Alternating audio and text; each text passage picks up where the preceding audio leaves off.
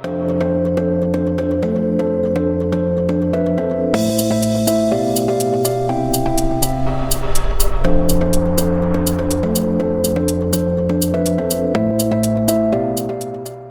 there, my name is Fiso Falala. Welcome to BuildRSA. Today's session is going to focus on the incredible success of the Springboks that was achieved in France recently when they won our 4th World Cup. I have with me in the studio two guests. On my left, Tshwane Malope, and on my right, Velindaba. The two will introduce themselves so that you can become more familiar with who they are. BuildRSA is on buildrsa.co.za. Please join, open an account, and participate in this discussion. You may have a view that is different to the views that will be expressed herein today.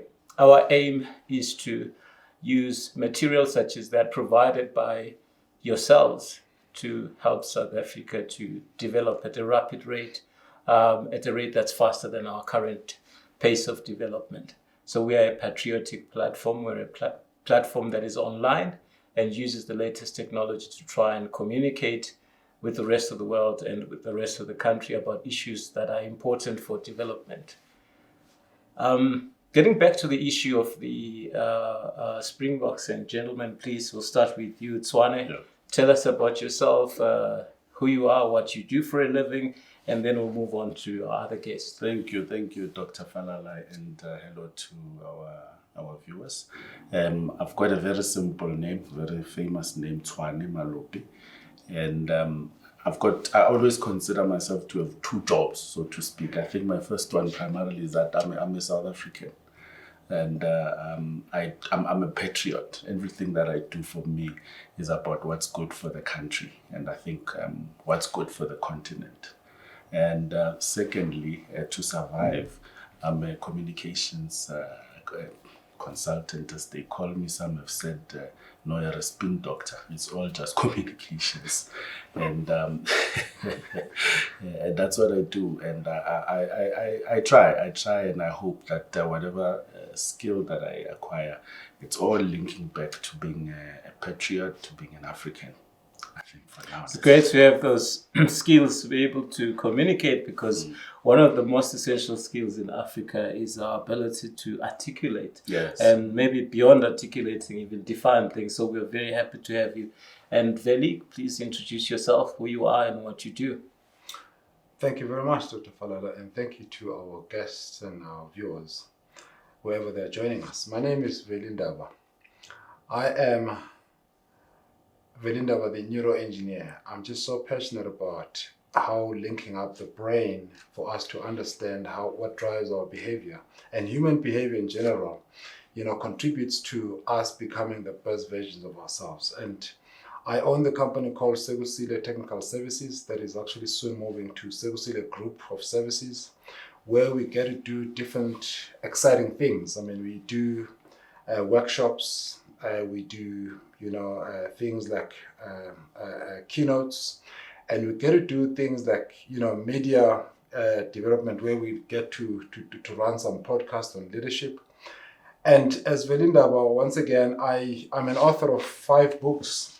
And the first book is You Are Born to Win, that helps people connect with themselves, because until you get to believe that you deserve to be here, you'll never show up. And then the second one was Your Dream is Calling You. We all have a purpose.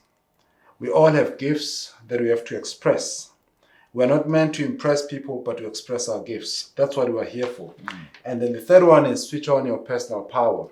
Because like any room that is actually switched off, or where the lights are switched off, the power is there, but only the switch that is off or in an off position. But when you switch it on, then the power comes out. So you need to switch off or switch on your power so that you can express your gifts that were given to you. And then the fourth one is Set Your Soul on Fire. Without you or your soul being on fire, you'll never do anything. You'll always follow, whereas you are meant to lead. And then the last one, which is just hot off the press, hence I'm very careful in terms of how I'm handling it. It's hot. This is called the neuroscience of effective leadership. So in here, I'm delving deeper and I'm introducing especially leaders and those who aspire to be leaders to understand what drives human behavior, because whatever it is that we do is driven from the brain. So until you understand this machinery that you are carrying between your ears, you'll never unleash your power. We may talk about peak performance all we want, but until we get to understand what drives that peak performance, then you'll never get to do that. So I help the world because we know that, especially Africa, I mean, we talk about our beautiful continent, has been portrayed and has been seen as a dark continent. But when you look at the origins of the word Africa, it means sunny. It's a beautiful and sunny place. So for me, it's about bringing in that sun. It's about transforming leaders from a place of mental darkness to mental light. So that's basically what I'm all about. That's interesting, and we need all of those skills that you mentioned in order for us to develop and emerge into the light that the name of the continent seems to promise. And thank you so much. But we'll go back to our topic of discussion today. There's an expression, Tshwane, where people say the apple did not fall too far from the tree, meaning that a child is very similar to its parents, or that whatever the species is, it usually begets a child or an offspring that is very of like manner to itself. And tell me about the Springboks, what you think, because it seems like their success, it seems almost as if the apple fell very far from the tree. It seems like we're a third world country. We have third world problems, and as far as the education, the crime, just the general social cohesion and the problems that we have seem to suggest that we are many years from where we would like to be as a country. And yet we've got the best rugby team in the world. And yet they are number one, and they have this record of having won 4 World Cups in a row. What are they doing right, and why are they so different, and why did the apple fall so far from the tree? You can almost say we're a schizophrenic nation, you know. Some say that we are a third world country with first world capabilities, you know. And you see that at so many levels of society, you know. You see it at the levels of inequality as well, you know. You've got Alex, you've got Sentin, you know, just across the road from one another. And I think it's a classic case of seeing the Springboks conquering the world while coming from a country that is hardly managing itself. But I think to answer you specifically, here's my take. I think that the transition from, and I'll also quote, because we can't not delve in the politics, I'll also quote Owar Tambo, who once said in his writings, you know, warning his comrades, I don't know if they took the warning to heart by the look of things. He said that not everything that the enemy does is wrong. He said that. He says some of the things that your so-called enemy does, you should actually adopt. You can't just discard them because, you know, you consider them the enemy. I think that rugby is a legacy of an old system that was being done right. 94 and coming forward, they did not reinvent anything. They continued that system. That is why even if you put in black players, like your Magazole Mapimpis who come from disadvantaged backgrounds, the system, because it works, you know, that system is working. They know what to do, they know what not to do. It's been done over time. The Magazoles shine on that thing, you know.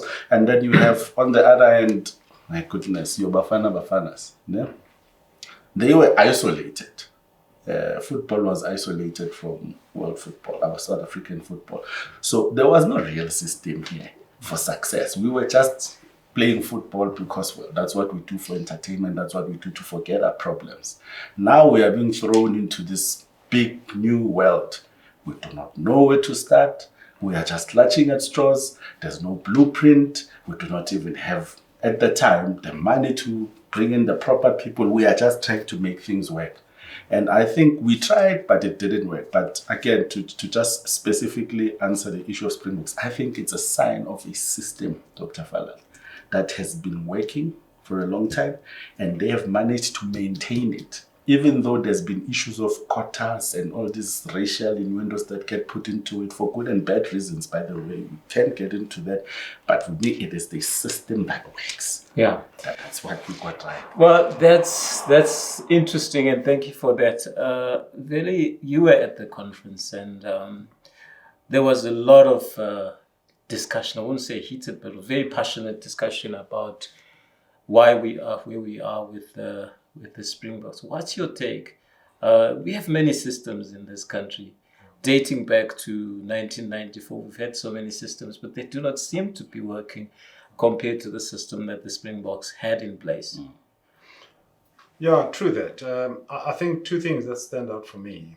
It's, when you talk about leadership, leadership and culture. Both, they can be seen, we can have good leadership and bad leadership. And culture as well, we can have bad culture and good culture.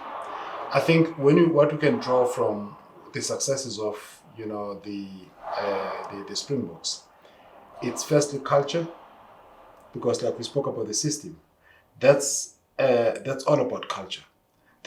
Culture answers the question of, this is how we do things here. Yeah.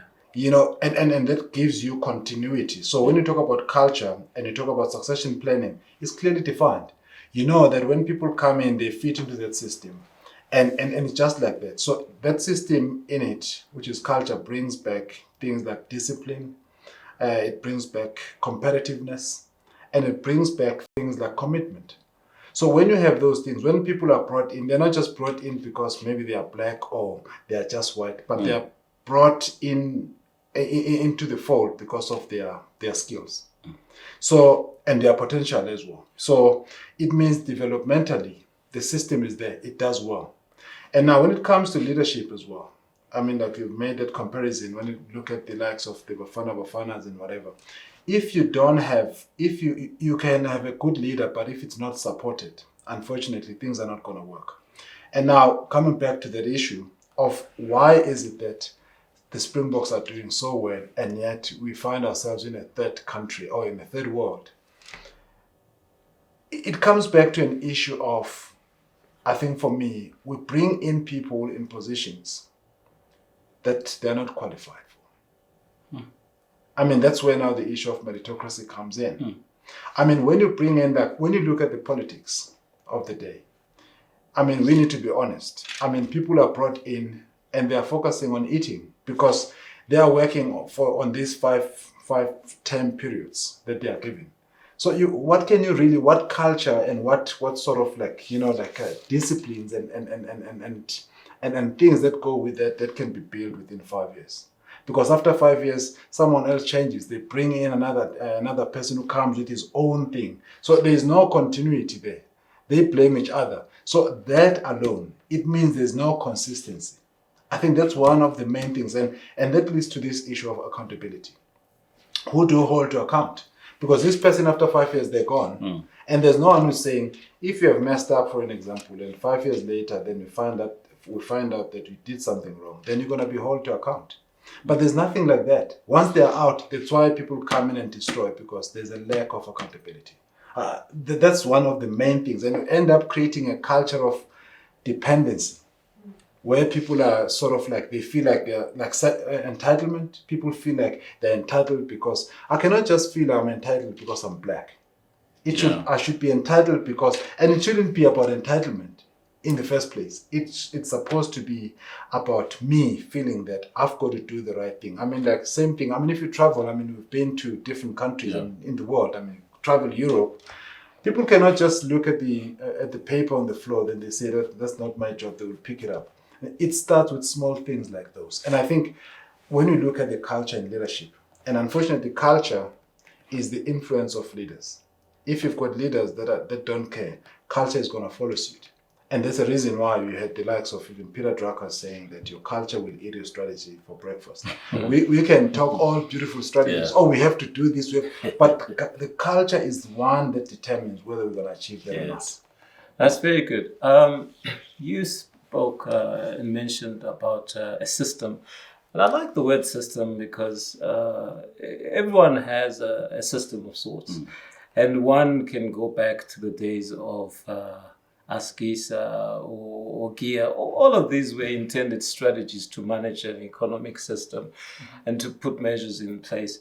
So there are systems. I'm more interested in finding out what is it about this system that the Springboks have in place that makes it work and has made it to work, because they also suffered political isolation during the days of apartheid, and they could play only with certain nations, and there was an international boycott.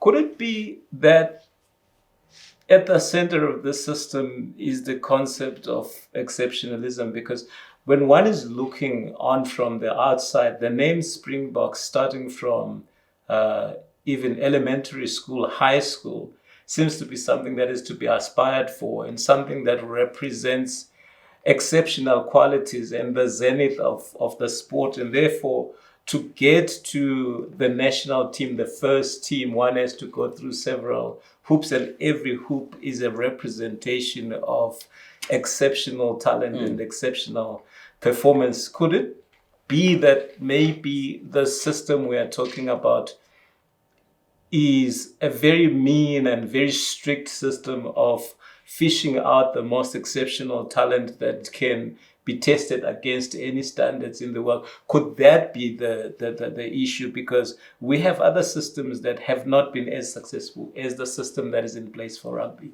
Absolutely. I think you put it well, because within a system, you do have to have a culture of excellence. And I think that's what they've gotten right. You can have a system that is taking you south because there's no excellence. But as you were unpacking this question, what was running through my mind as well was that, remember that systems are made of people. If you look at the Springboks, you look at the history, the kids from elementary school, pre-94, they come from homes that were generally well-resourced. I'm trying to say that human beings make the system, and their background, their what do you call it? Their foundation does determine the kind of person that they become. So if I'm coming from a home that is well-resourced, a home where I've got opportunities, I do become a certain type of person. I come from a home where I see excellence, I see success, I see progress at home. That's the kind of person that I become. And it then forms part of my personal culture, one, and then that's how systems come into being, bit by bit. I don't know if you're flowing with where I'm trying to go with this, that ultimately with the Springboks, it went back to the individuals that were starting this system, that unlike maybe you and I, where we come from, hey, this is a struggle, I'm going to be the first one to succeed in my whole lineage. These ones, were probably at a proper foundation. My one of my mentors, who's also my spiritual leader, likes to say that, some of us, black people, we start life at -5 because of the past. He says, you work so hard to get to ground zero. He says, by the time you've worked hard at your time, you're only at ground zero, and your counterparts started at 7 already. And so you can't be compared, the two of you. Maybe your children's children and their children's children will be starting on the level 14, But really, it for me, Dr. Fala, boils down to also individuals and the background, the history that the individuals come from. You can be bred for success as a human being. I believe that, just based on what you see. What you see becomes your reality. If all you see is not success, it's poverty and all of that, that's what, and I think you would know that better, really, in terms of how the mind works, But I do believe that somebody who from a young age, that's what they've been exposed to, they grow up with that culture. Remember that systems start at home anyway. Every home here has a system. It has a form of a culture. That's why when your son says, I'm going to sleep over at so-and-so's house, you want to do some bit of research. What kind of home is that? What sort of culture or system are you going into? Because you're going to bring certain habits that clash with what I'm trying to build here. And even with the Springboks, I do believe that because of the kind of exposure that they had, some of these young, early Springboks, if I can call them white people back then. You know, they came from a very different background. They expected to succeed because that's what they saw, you know. So as opposed to the other side where if you succeed, we must clap. I mean, some of us, the first time you got on an airplane, your whole family was with you at the airport, you know, just to see you off. Yeah, this guy, this guy's going to America, you know. So yeah, I think that's my take on that. Good. Yeah, interesting, and he makes a very important point there about the history and the legacy of early childhood development and the impact that has. I'm interested in what I see in front of us as a Springboks team that is a brand that almost sits outside of any individual player, outside of even the sport of rugby. It is a national asset. In fact, some would even argue that it is an international asset as the Springboks. From your work in the neurology space, how do we build a brand that sits outside of individuals? Because one of the things that causes us to always fall is trying to build a brand in which we are the center of that brand as individuals, where you find that the chairman or the association is sort of holding everything to ransom, so to speak, so that it radiates their personal brands and it reflects. But the Springboks seem to have sort of transcended that weakness. They sit outside.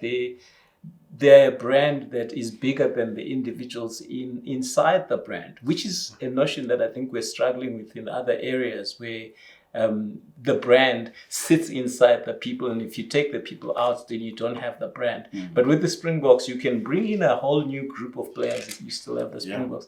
Can you talk to that experience? Yeah, I think for me, I'll go back to the issue of culture once again, because culture is the glue that put things together. And what are those things? It's values. What do you stand for? I mean, if you stand for excellence as one of your values, that will actually be seen through the way you do things. So excellence is not about an individual, it's about a team. That's why when you talk about peak performing teams, I normally talk about things like the 3 musketeers of peak performance. Number 1 is that you're going to bring your A game, and I'm going to bring my A game.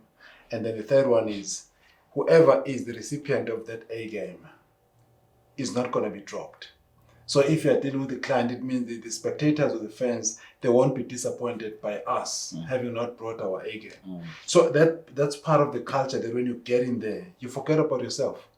But we come from the background, or from the environment where there was a lot of lack. We didn't have much. And as a result, even the careers that we chose, I mean, if you ask someone and say, I mean, we're getting there into coaching, and someone says, no, I want to do this, and you ask them why. The first reason why they want to choose that field of study is because of how much it pays. And I think for me, as we are growing up, there's a reason also why I did engineering, because I was told as a young man that you are smart, man. You know maths and you're good in science and that. So what you can do, man, and it pays, and it comes with prestige. So prestige and that because you felt that you were not seen. So the field of study will sort of like make you shine. You will be seen that you are smart, you are an engineer, you are earning a lot of money. And one part of it was that we grew up in poverty.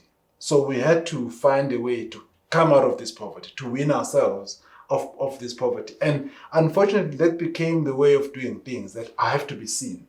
I have even seen now when people buy cars they can't even afford. I mean, they do things that they can't even afford, but they just want to be seen. So that comes back to that until we can move away from that. I mean, like, I was talking to this guy, I mean, like, if you go to the township, for an example, I mean, we come from the township, you see some guys who have done well for themselves, driving these big cars. I mean, they go to where there's poverty, go to the car washes and whatever, just to be seen. I mean, like, you can't even, they want to prey on these young ones as well. Because, I mean, for them, it's about status. Status comes with some material stuff. And instead of helping people, for us, it's about to be seen. It's about status. And I think that's something become very much sort of like ingrained in how we do things. And that forms what? That's culture that we're talking about. So until we can change that culture individually, and culture takes time. but it's about people recognizing and realizing that it's not about me. It's about making this thing change. So from the brain perspective, I mean, like we talk about, I mean, there's a phenomenon in which is one of the groundbreaking phenomenon. I mean, one of the groundbreaking phenomenons in science. It's called neuroplasticity, which means that the brain, neuro means the brain, plasticity means plastic. So it means the brain is plastic. Whatever brain that you are born with, if it's been wired, because it's basically connected, to the neural pathways are formed because of what you see continually and what you experience continually. Yes. So it's not fixed. That can be changed. So it means you can rewire the brain. If you are doing something, you're used to doing something using your right hand side, then you can use your left hand to do that, and it rewires the brain. So it's not that you hear people saying, oh, this is who I am, this is what I am. It's because we don't understand how the brain works. That's where I come in, because to change is to understand that you're not fixed as a person or as a human being. You can always rewire the way you do things. You can change. I mean, we're examples of that. We grew up in poverty, in things, but today we do what we do. Yeah. Because changing the belief, changing how you look at things, and changing, and also the environment that you're in contributes a lot. So I think that information is very important, because even if you look at it, going back even to things like politics and whatever, learning from what Springboks have done, to me, it's about looking at the culture and even getting even deeper, because I think what's more important is getting to follow them and say, what is it that makes you succeed? Yes, we talk about, things like, the mindset, we're talking about resilience, we're talking about tactical, ability, our abilities. If we get those things and learning from them, that's when we can be able to duplicate that into different sectors of our business. First of all, bring in someone who is capable. Let's not just talk about meritocracy, but let's apply it. But why is it not being applied? Because that's a question that is very key. Why is meritocracy not being applied in these different spheres? Because we are now going to be able to start building a culture that is going to be sustainable and help us claim our spot. Dr. Falala, isn't that our eternal problem in this country? That we know what to do. We discuss what we ought to do. Like you're saying that we know that we need to apply meritocracy. Fine. But who's going to do it? I guess, thank you for that. The value system, when you talk about culture, it's very complex, because one of the things that define us is the fact that we are diverse. And we have 11 official languages and probably even more cultures and subcultures. But then you zero in on the values. And one of the values that you speak about is conspicuous consumption. And greed, because conspicuous consumption tends to go with greed and self-centeredness as opposed to community-centeredness.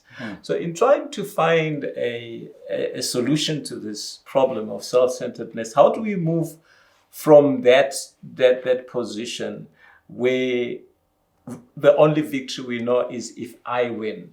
Because what the Springboks have shown is that when they win, we all win. And yet we have very rare moments in South Africa where we win together at the same time. It's either I take your car at gunpoint, I win, you lose. Very rarely do you find a position where we win together at the same time. How do we ingrain that culture where, I'll come to you and maybe start with, how do we ingrain that culture of a collective victory in which everybody has a stake? Because it seems to taste sweet and yet nobody seems to work towards it. Absolutely. I think for me, I'm smiling at this because that's where leadership comes in. Because leaders are those people that lead this culture. Now, leaders become examples of this. When you have a leader that says one thing and then does the other thing, then it creates that controversy. So leaders, if you stand up as a leader and say, this is how we do things, and then you inspire people to do this, and then we reinforce good behaviors around that. Because if we can reinforce that, right now we are reinforcing bad behaviors. Where people are doing things, like they do wrong things, but there's a lack of consequence management. And that's a lack of leadership for me, because when you keep on reinforcing such things and people have done wrong things, and then there's no punishment or there's a lack of consequence management, it means you're not going to change this culture, because those people who are watching, they see this as a good thing. It means I can get away with it. So it starts with leadership, and I think for me, that's something that I can emphasize. When you form this culture to say, this is what we stand for, this is what we do, and if you don't do this, because culture is all about a collection of values, coming together. And now when you leave those values, that is culture. Now, when you have someone therefore who's going to say, okay, we're going to hold each other accountable, it doesn't matter whether I'm a leader of this or not, but when something has gone wrong, I did not live that value, it means I'm going to be called out. But that's what we lack. And that's the only way where we can start to create a culture of oneness, and where people as individuals will start to know that even if I'm alone, but it's not about me, it's about the team. So how do we, moving forward and try and find solutions now, how do we create these twin targets where I have a target for myself and my family, but I also have a target for my country, so that not everything that I do is expressly for my personal benefit? How do we dismantle this greed, this outward manifestation of opulence that gets us into a position where I'm merely just working really for myself, and it's a question of robbing Peter to pay Paul. You can't have a situation where Paul doesn't have to be robbed in order for Peter to be paid. So how do you feel we can instill that Springbok value that says that we can all win, we can have twin targets? Yes, you do well as a player, you get known, but also there's something else to work towards. For every solution, Dr. Falala, I believe, or for every problem rather, you need to go back and say, this is where the thing started. You need to find the source of the problem first. You can speak about leadership, but maybe there's no leadership, which is true. We need to ask ourselves why. We speak about conspicuous consumption. We need to ask ourselves, but why? What causes this? This is a symptom. What is the cause of this? And this is what I believe, that we are still at that stage, unfortunately, maybe in our collective consciousness, where we are still on survival. It's about me getting ahead, me acquiring as much as I can for myself and my family to get ahead. We are not yet thinking outwardly. We are not yet thinking selflessly. And for me, just like racism, it's a dysfunction of the human soul. I do believe that a system, for example, like apartheid, for example, whose success was in it being transgenerational, by the way, because we still feel its effects, it went much deeper than ill-treating you. It went into the core of your soul, that at the level of how you think, at the level of how you process data, to say, it told you that you are inadequate, and therefore, in order to circumvent that thought, you then need to pile up as much as you can. It goes back to the simple definition of a low self-esteem. If we can get to that level of dealing with the human soul, I think that then we are going to be able to deal with our problems now. Because for me, at the core of our issues, the fact that you can have leaders who lead big organizations, I won't name them, but you can still see that the problem is that this person is still thinking about themselves and their survival. You need to ask yourself, why? You need to go to the cellular level of that behavior. Great. Talk to me about the concept of the family and how leadership in families can influence leadership in society. It's very easy to say that a child is not instructed properly at home, told what is wrong. It is bad to steal, it is bad to smoke and drink before you are 18, for example. And that child goes on to become quite an unwelcome citizen of the country because they were not properly instructed. Does leadership, you spoke about the importance of leadership and provision of direction. How much can national leadership do if parenting, which is an important facet of leadership, if parenting is not working, how much can national leadership do? Yeah, it's quite a trick on us. It's a very difficult thing. At a national level, it becomes even more difficult. I mean, we know that it starts at home, but when you look at it as well, this must be seen as a system, because when you look at it at home as a parent, I can do so much, and my kids go outside, to meet others. And then that's where I talk about collective co-parenting, because if you look at it before, it was about collective parenting, where we were saying, even if my child is not in my presence, he's out there.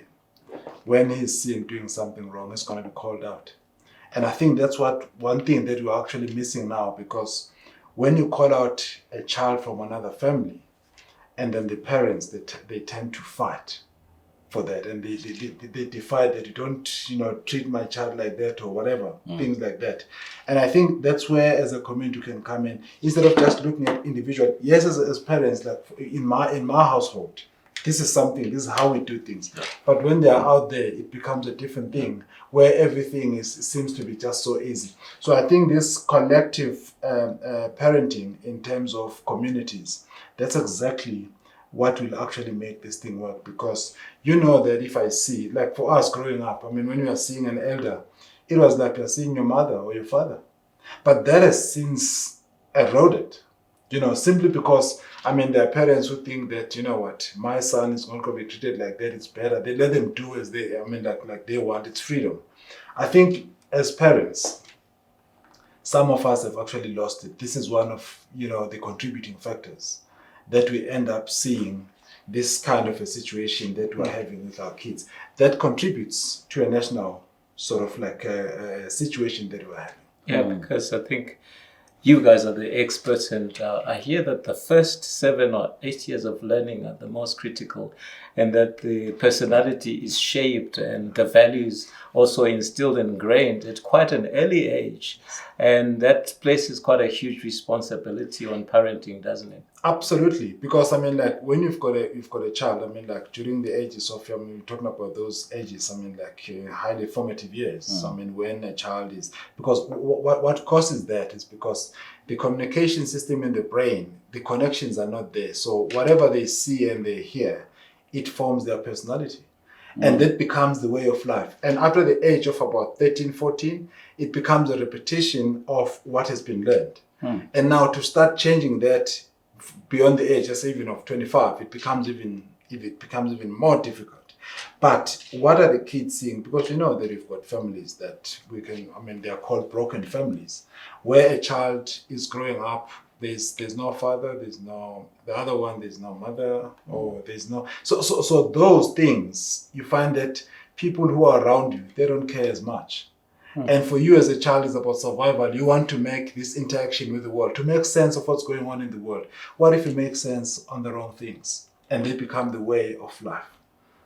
For you, that becomes the only way to say this is how things are done, because I grew up hearing this, and now that's why I once again to say things can be changed. But unfortunately, you can't change the system where some parents, maybe we've got single parents, like homes. That you cannot change as much. Hence, I'm saying also, when you look at it collectively as a community, to say, how can we help each other? Because the person who is the head of that family is somehow a head of my family as well. Because when I go out there, I'm going to be called out.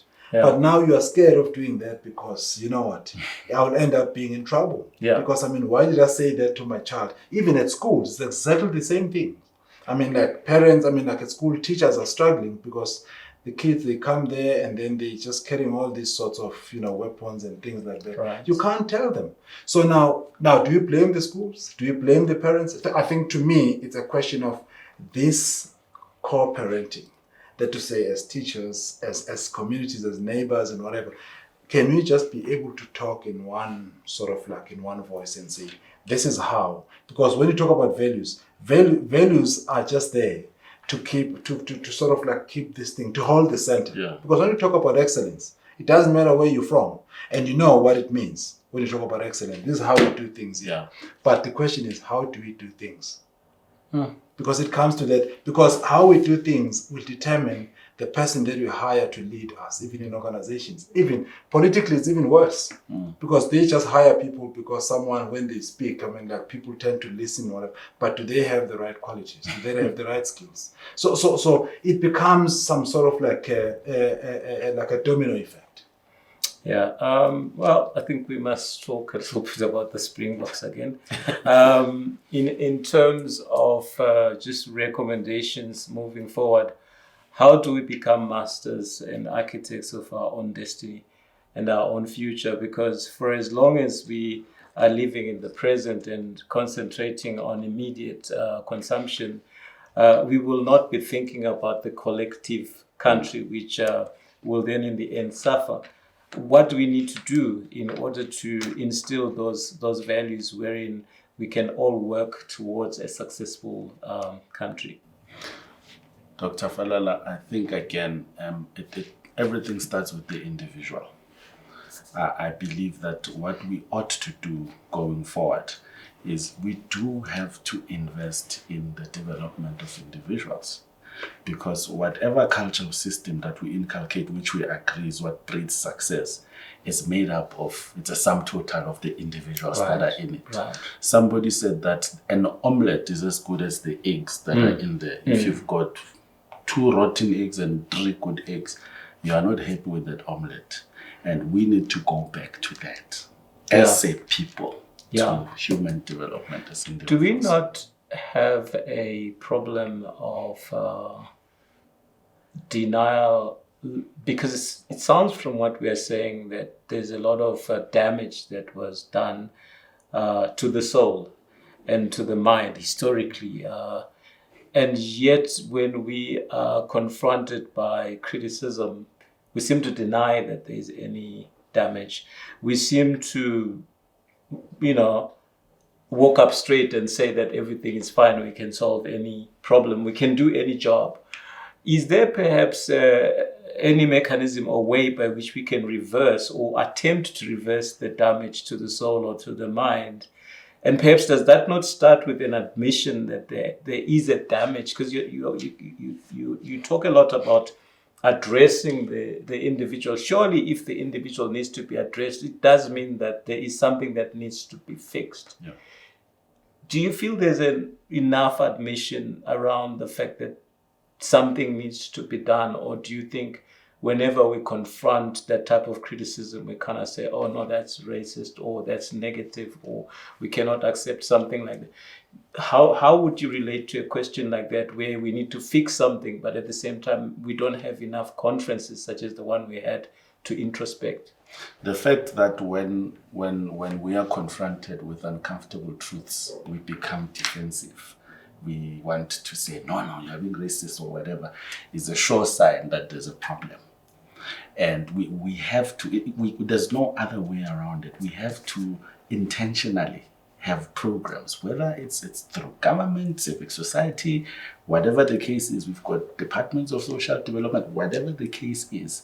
Part of the leadership of this country, and the leadership of this country is not just limited to the political leadership, we are all individual leaders, is to realize that the South Africa and going into the continent, we have to be intentional with how we deal with the individual. And there has to be, and whether you want to bring in faith-based organizations as well, whatever it takes, there has to first be their agreement that we have to intentionally address the individual. And addressing the individual also means that even our education system, from your grade 0 level for our kids, the way we introduce them to life, the formative years, as Veli said, so that we have to be intentional. It has to be informed by some level of psychology, that guys, this is what we want to create. We have to think 100 years, 200 years into the future. This is what we want to create. This is the South Africa we want to have.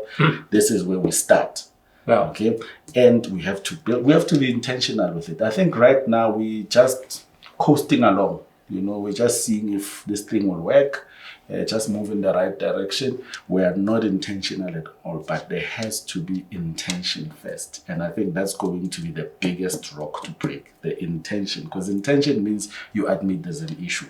And I think if that could be something that we intentionally sit down, talk about it, we are going to There's start a getting problem somewhere.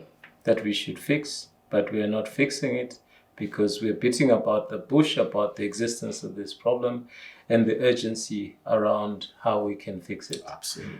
Thank you very much. And final question to you.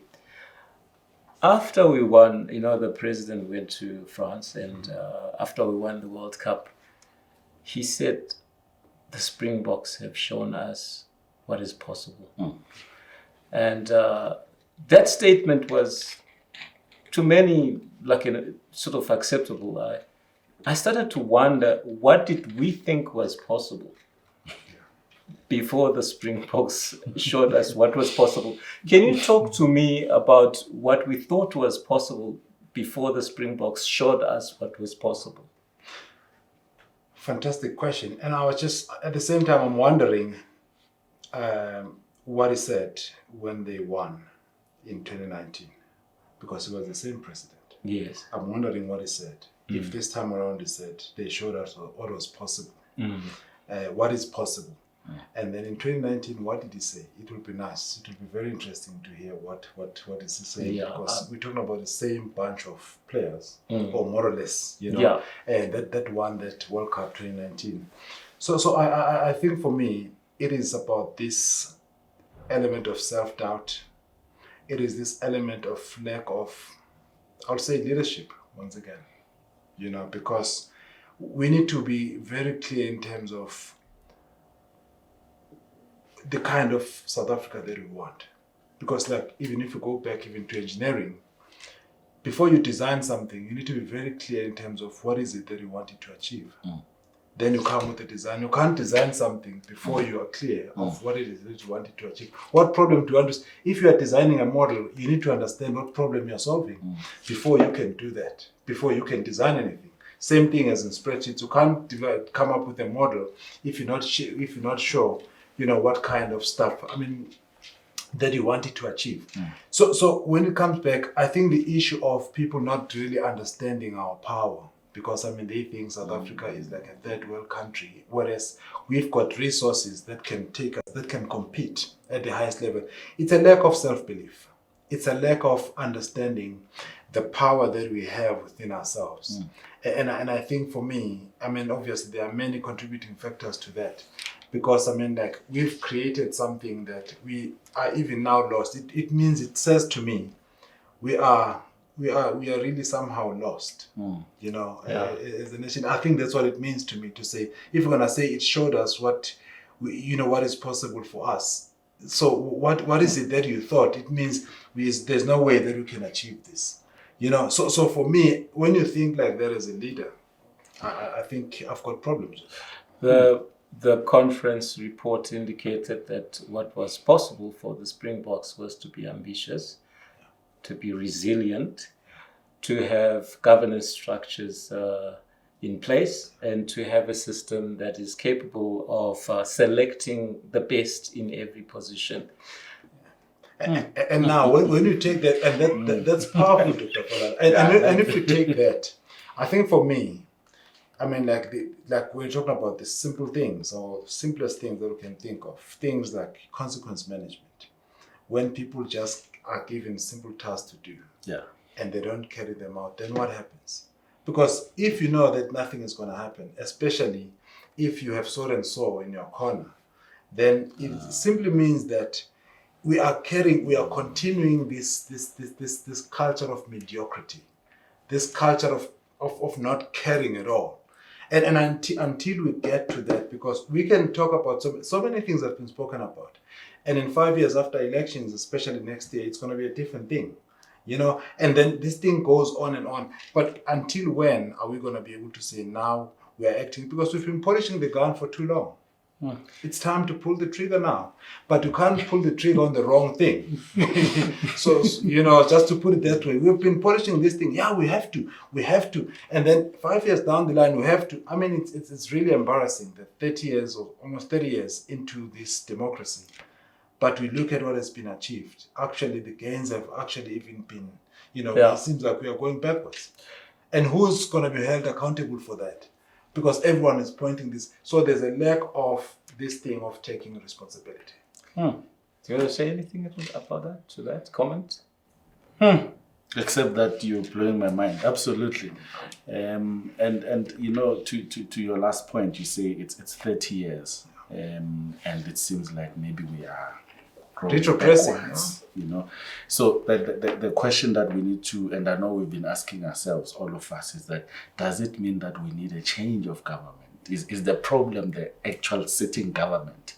Or is it that suppose we change the sitting government, what guarantee do we have that the new one that will come in will not fall prey to the same system because it comes from the same society? You see, the problem, I think this is where I spoke about. If you look at any culture, if you look at any, when you look especially in sports, you look at teams that were doing so well, whether you're talking about Chiefs or Pirates, whatever, they had a culture. Yeah. When they bring in the coach, when they bring in the players, they've got to fit into that culture. Yes. It's not the coach, not the player that dictates what culture is going to be there. Yeah. It's very disturbing when you hear coaches saying, "Oh, these players are still adjusting to my culture."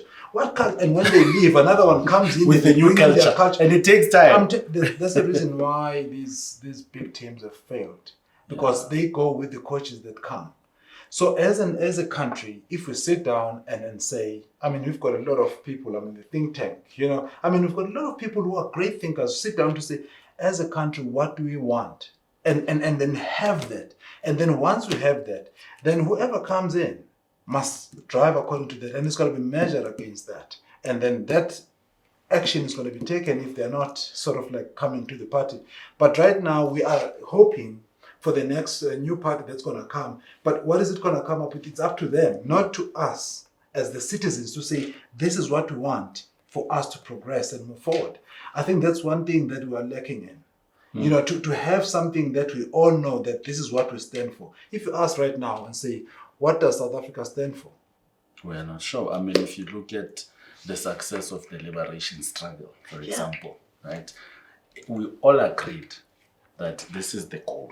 The goal was defined. So it doesn't matter who was there. People came, people died, but the struggle did not stop. Yes. Because we all had defined what is it that we wanted to achieve. And I think this is what we are missing now. Just to close on that one, Dr. Falala, there's a phenomenon that is known in psychology as well, that is called, I mean, there's one of the doctors, Dr. Sonia Lubomirski, I mean, who studied happiness for over 30 years.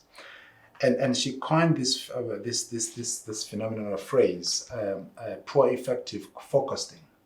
Poor effective forecasting, which means that we are very poor as humans to predict what's going to happen once we achieve something. That's why you have people saying, when you get married, you're going to be happily forever after. There's no forever after. Because once you get that, the brain is wired to look for something else. So you can't just say now, if I get that, oh, I'm going to be so excited, oh, I'll have arrived. The brain is not wired that way. So there's that element of us saying, oh, when we want to become a democratic country, this is what's going to happen. We didn't know what was coming. And then we got it, and then unfortunately... Yeah, I think on that note, we will have to bring this session to a close. Of course, we can continue on buildrsa.co.za. Thank you so much, Twane, and thank you, Veli. Yeah. It's been a fantastic discussion. What do you think about that? Give us your comments. If you do not have an account already, register on BuildRSA and start chatting with everybody else that is on the platform. It does appear from our discussion today that we've got a long way to go. Congratulations to the Springboks on their great success on being the best team in the world, the first ranked team in the world, and for their record World Cup win in France. Thank you.